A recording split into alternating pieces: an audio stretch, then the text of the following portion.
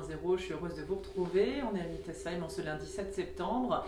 Pour démarrer la semaine, je vous propose d'ouvrir la Bible dans le Nouveau Testament, dans les lettres de Paul. Ici, ce sera la deuxième lettre aux Corinthiens, au premier chapitre, les premiers versets. C'est l'apôtre Paul qui a pour intention première de remercier Dieu. Il nous est dit, louons Dieu, le Père de notre Seigneur Jésus-Christ, le Père riche en bonté, le Dieu qui accorde le réconfort en toute occasion. Il nous réconforte dans toutes nos détresses, afin que nous puissions réconforter ceux qui passent par toutes sortes de détresses en leur apportant le réconfort que nous avons nous-mêmes reçu de lui.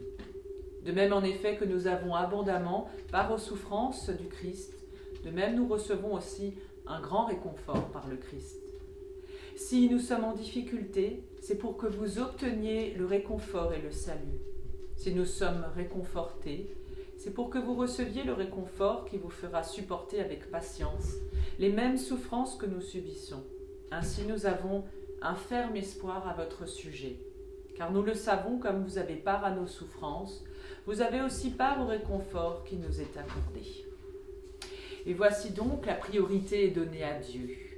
Alors bien sûr, l'apôtre Paul invite chacun de nous à mettre sa confiance en Dieu, car c'est ce dernier seul qui donne la force de surmonter toutes sortes d'épreuves, quelles qu'elles soient.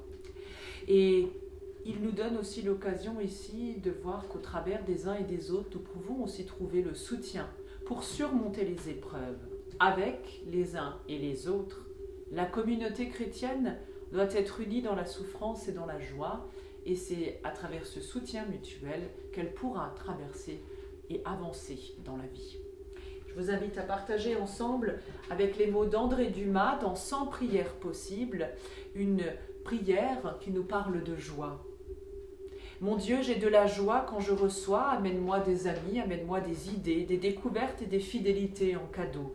Souviens-toi que je ne puis pas vivre si je ne reçois rien. Souviens-toi que j'ai chaque jour besoin du réconfort des autres et des surprises de la vie. Mon Dieu, j'ai de la joie quand j'entreprends. Montre-moi tout ce qui m'attend encore et tout ce que je peux susciter en projet. Souviens-toi, Seigneur, que je ne puis pas vivre si je n'ai rien à faire. Souviens-toi que j'ai chaque jour besoin d'aller vers les autres et besoin des possibilités de la vie. Mon Dieu, j'ai de la joie quand j'endure ce qu'il me faut traverser. Tiens-moi dans la main au passage difficile, mais aussi quand je me manque à moi-même. Souviens-toi que je ne puis pas vivre si je ne sais pas affronter les choses. Souviens-toi que j'ai chaque jour besoin de lutter avec moi-même et de ne pas lutter trop seul. Mon Dieu, j'ai de la joie quand je retrouve ce que je pensais définitivement perdu. Ramène-moi au milieu de mes espoirs. Et souviens-toi que je ne sais pas vivre si mon avenir ne tient rien de mon passé. Seigneur, souviens-toi que j'ai chaque jour besoin des signes de ta résurrection, quand tes disciples ont retrouvé celui qu'ils pensaient à jamais mort.